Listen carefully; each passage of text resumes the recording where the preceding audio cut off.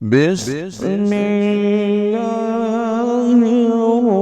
الرحمن الرحيم.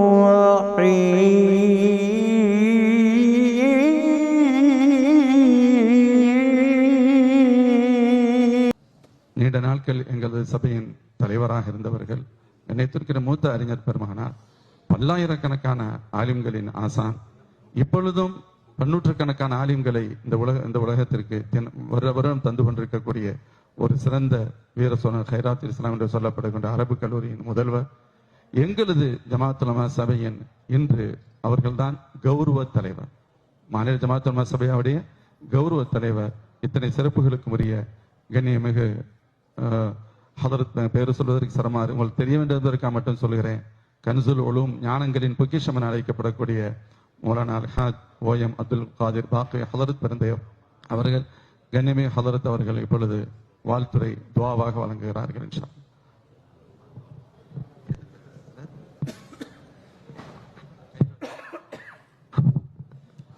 அஸ்ஸலாமு அலைக்கும் வரஹ்மத்துல்லாஹி வபரகாத்துஹு. நஹ்மது வ நுஸல்லி அலா ரசூலில் கரீம். அம்மா பஅத். فقد قال الله تعالى في كلامه القديم والفرقان المجيد: أعوذ بالله من الشيطان الرجيم. بسم الله الرحمن الرحيم. لمسجد أسس على التقوى من أول يوم أحق أن تقوم فيه. صدق الله مولانا العلي العظيم. சிறப்பான இந்த ஜமாத் உலமா சபையால் கட்டப்பட்ட இந்த பள்ளிவாசலுடைய திறப்புலாவினுடைய தலைவர், தமிழ்நாடு மாநில ஜமாத் உலமாவுடைய தலைவர் அவர்களே, எனது கண்ணினும் இனிய உலமா பெருமக்களே, பாசத்து குறித்தான பெரியோர்களே, சகோதரர்களே, சிறப்பாக இந்த பள்ளிவாசல் அமைவதில் தங்களால் உதவிகளை செய்த பெருமக்களே, அல்லாஹ் நம்முடைய இந்த பணியை கபூல் செய்தல் புரிவானாக. கண்மணி நாயகம் ஸல்லல்லாஹு அலைஹி வஸல்லம் அவர்கள் இது போன்ற சந்தர்ப்பங்களிலே கூறுவார்கள்: அல்லாஹும்ம ஹாதா மின்க இலைக்க வத்தகப்பல் மின்னா. யா அல்லாஹ், உன்னிடமிருந்து வந்த செல்வத்திலிருந்து உனக்காக வேண்டி நாங்கள் சிறிது செலவழித்தோம், இதனை ஏற்றுக்கொள்வாயாக. From you to you, from you to you, உன்னிடமிருந்து வந்தது உனக்காக வேண்டி நாங்கள் தருகிறோம்.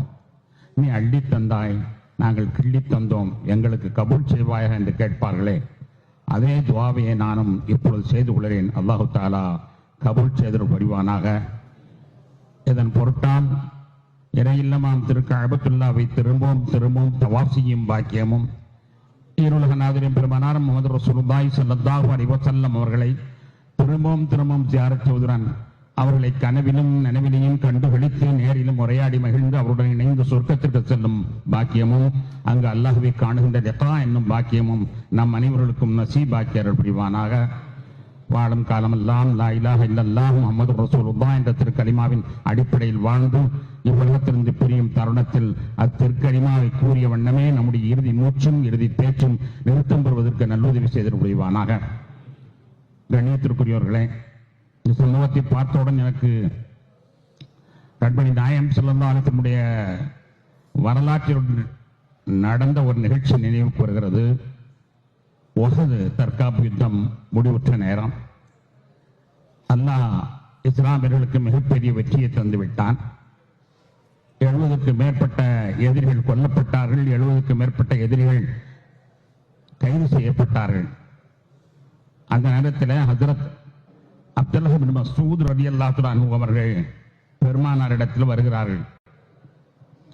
அப்துல்லாஹ் பின் மஸ்ஊத் ரலியல்லாஹு அன்ஹு அவர்கள் உயரம் மிக குறைந்தவர்கள், சித்திரக்குள்ளர் என்று சொல்லலாம், மிகவும் குறைந்தவர்கள். அவர்களை பார்த்த பெருமானார் ஸல்லல்லாஹு அலைஹி வஸல்லம் அவர்கள், என்ன அப்துல்லா, மக்களெல்லாம் மகிழ்ச்சியோடு இருக்கிறார்கள், வெற்றி கிடைத்து விட்டது என்று பெருமிதத்தோடு இருக்கிறார்கள், நீ மட்டும் ஏன் கவலையோடு இருக்கிற என்று கேட்டார்கள். நீ மட்டும் ஏன் கவலையோடு இருக்கிற? அவர் பதில் சொல்லல. பெருமானார் புரிந்து கொண்டார். உடனே ஒரு குத்தி ஈட்டி ஒன்றை கையில கொடுத்தார். போ, எங்கேயாவது யாராவது இன்னும் மூத்தாகாம இருந்தா இதால நீ குத்திட்டா யுத்தத்துல நீ ஒரு பெரிய தியாகம் செய்தன்னு உனக்கு கிடைச்சிடும் என்று சொல்கிறார்கள். புரிந்து கொண்டார்கள் பெருமானார் ஸல்லல்லாஹு அலைஹி வஸல்லம் அவர்கள். எல்லோரும் பல எதிரிகளை கொலை செய்து அல்லாஹ்விடத்தில் மர்த்தபாவை பெறுகிறார்கள். நமக்கு முடியலையே, நாம் கட்டையாக வல்லவா பிறந்து விட்டோம், யாரையும் மால் கொல்ல முடியவில்லையே, எல்லாரும் சிறப்போடு செல்கிறார்கள், நான் மட்டும் இப்படி இழந்து செல்கிறேனே என்பதை அவர் யோசிக்கிறார் என்று ஸல்லல்லாஹு அலைஹி வஸல்லம் அவர்கள் யூகித்துக் கொண்டு ஒரு குச்சீட்டியை கொடுத்து விட்டார்கள். எங்காவது உயிர் பிரியாமல் யாராவது இருந்தால் அவனை கொலை செய்து விட்டு வா என்று. அதாவது அப்துல்லா இப்னு மஸ்ஊத் ரலியல்லாஹு அன்ஹு போய் பார்க்கிறார்கள். அபூ ஜஹல் உயிர் போகாமல் நின்று படுத்துக் கொண்டிருந்தான். உடனே நெஞ்சின் மேலே ஏறினார்கள். ஏறி அவனை கொலை செய்ய போனார்கள். அவன் அந்த நேரத்திலே எதையெல்லாமோ கொக்கரித்தான். அதெல்லாம் நான் சொல்ல வரவில்லை. கடைசியில் குத்திட்டியால் அவனை கொலை செய்து விட்டு அவனை உயிர் போக சாகடித்து விட்டு பெருமானாரிடத்தில் வரும்பொழுது முகம் சிரித்துக் கொண்டே வருகிறார், ஆனந்தமாக வருகிறார். மிகப்பெரிய எதிரியை அல்லாஹ் பழிவாங்கும் தன்மை எனக்கு தந்து விட்டான், அல்ஹம்துலில்லாஹ் யா ரசூலல்லாஹ், உங்களால் எனக்கு இந்த பெருமை கிடைத்தது. அந்த காட்சி எனக்கு நினைவு கூறுகிறது. ஏனென்றால் மறுமையில ஆலிம்கள் எல்லாம் பார்ப்பாங்க, இந்த பணக்காரங்கள் எல்லாம் பள்ளியாசல் நிறைய கட்டியிருக்கிறாங்க, அதனால அவங்களுக்கு மாளிகை கட்டப்பட்டு இருக்கிறது. பணக்காரங்கள் எல்லாம் சேர்ந்து பல பள்ளியாசலுக்கு உதவி செய்திருக்கிறாங்க, அதனால அவங்க பேர்ல மாளிகை கட்டப்பட்டிருக்கிறது. ஆனால் நாம் ஒரு பள்ளிவாசலை கட்ட முடியவில்லையே. உலமாக்களாகிய நாம் பல அமல்களை செய்தாலும் கூட பள்ளிவாசல் நம்மால் கட்ட முடியவில்லையே, நம்முடைய பொருளாதாரம் இடம் தரவில்லையே. அப்படிப்பட்ட நிலையிலே நாம் அந்த பங்களாக்களை பார்த்தால் அப்படியே பரிதவித்த நிலையிலே அப்துல்லா இப்னு மஸ்ஊத் ரலியல்லாஹு அன்ஹு அவர்கள் எப்படி சோபி போய் இருந்தார்களோ அப்படி சோபி போய் இருக்க வேண்டிய ஒரு தருணத்தில் என்ற காஜா மீது ஹஸரத் அவர்கள், இல்லை, நீங்கள் சோபி போகாதீர்கள், நீங்களும் பள்ளிவாசல் கட்டினீர்கள், உங்கள் அனைவருக்கும் பங்களாக்கள் உண்டு என்ற மனநிறைவை ஏற்படுத்தி தந்தார்கள் அல்லவா. அந்த செய்தியை நினைவு வருகிறது. அல்லாஹ் நம் அனைவர்களுக்கும் இந்த பள்ளிவாசலில் பங்கு பெற்றதன் காரணமாக சம்பந்தப்பட்ட அனைவர்களுக்கு கொடுப்பது மட்டுமல்லாமல் உலமாக்களுக்கும் அல்லாஹ் தஆலா பள்ளி மாளிகைகளை தரப்போகிறான். அதை பார்த்து நாம் மகிழ்ச்சி அடைய போகிறோம். அப்படிப்பட்ட ஒரு பெரிய மகிழ்ச்சியின் தினமாக இந்த நாள் எனக்கு தெரிகிறது. அல்ஹம்துலில்லாஹ், நாரே தக்பீர்.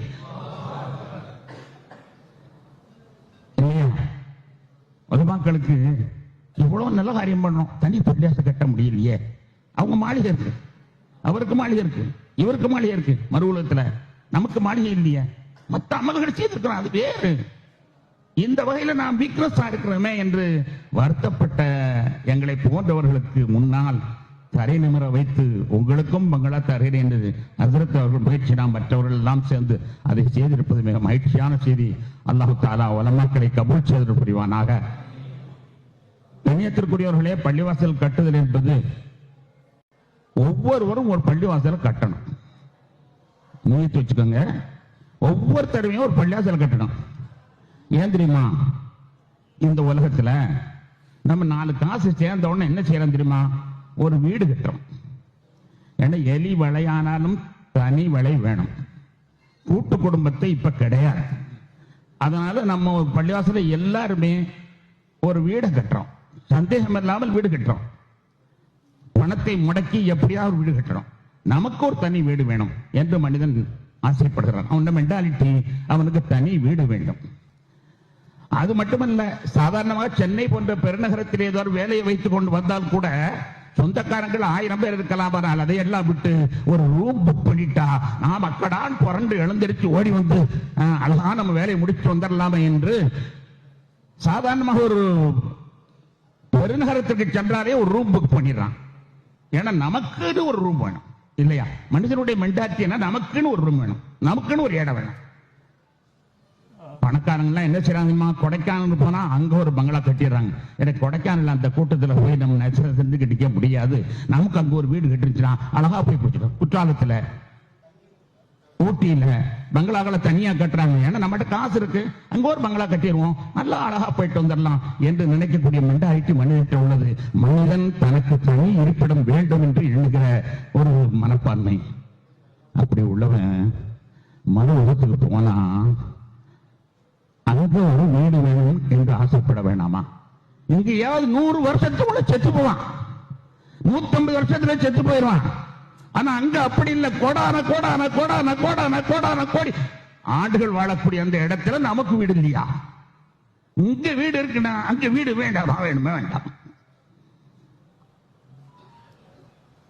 வேர்வையில நனைந்து போகக்கூடிய அளவிற்கு அல்லாஹ்வுடைய கேள்விகளுக்கு பதில் சொல்லிவிட்டு அப்படியே நகர்ந்து வருகிற நேரத்தில், அப்படியே சங்கடப்பட்ட நேரத்தில் இங்க படுத்து உருண்டு போலாமான்னு அவன் நினைக்கும் பொழுது, இது ஆதா பைத்து அப்துல் காதிர், இது அப்துல் காதருடைய வீடு என்று ஒரு வீடு இருக்குமானால், அங்க ஒரு வாசல்காரன் உங்க வீடு தான் வாங்க என்று சொல்லுவாரே, ஆனால் எனக்கு எவ்வளவு மகிழ்ச்சி தெரியுமா? நான் உள்ள போய் உருண்டு மகிழ்ச்சி அடைந்து எவ்வளவு மகிழ்ச்சி அடைவேன். எனக்கு ஒரு வீடு, 100 வருஷத்துக்கு ஒரு வீடு பைத்தியகாரத்தனம், 150 வருஷத்துக்கு வீடு பைத்தியகாரத்தனம், அதுக்கு மேல யாரும் வாழாதே இல்ல, பைத்தியகாரத்தனம். கோடான கோடி வாழக்கூடிய இடத்துல ஒரு வீடு வேணுமா வேணாமா? அறிவுள்ளவர்கள் யோசித்து பாருங்கள். கட்டாயமா வேணும், வீடு கட்டணும்.